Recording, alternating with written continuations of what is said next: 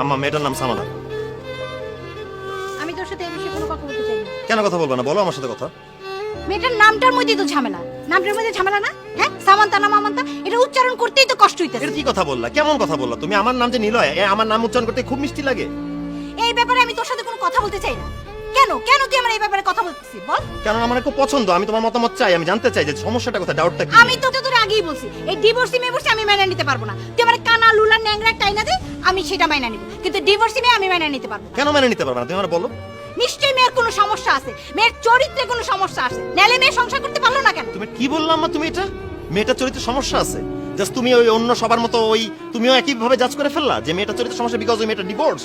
তার সাথে যে লোকটা সংসার করতো তারও তো দুশ্চরিত্র হতে পারে। আর এই পৃথিবীর সমস্ত ডিভোর্সের কারণ তো দুশ্চরিত্রটা না, অন্যান্য অসুখ বিসুখ থাকতে পারে, সমস্যা থাকতে পারে, ফ্যামিলিগত প্রবলেম হতে পারে, ফাইন্যান্সিয়াল ক্রাইসিস থাকতে পারে, এই কারণে মানুষের সংসার ভাঙতে পারে, অনেক কিছু হয়। মা তুমি এটা কিভাবে বললা যে ও দুশ্চরিত্র?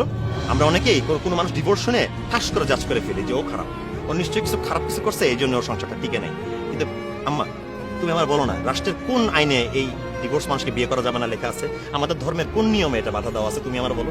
যদি সমস্যায় থাকতো তাহলে কি এই বাধা দেওয়ার নিয়মটা থাকতো না? কোথাও তো এরকম কিছু নাই।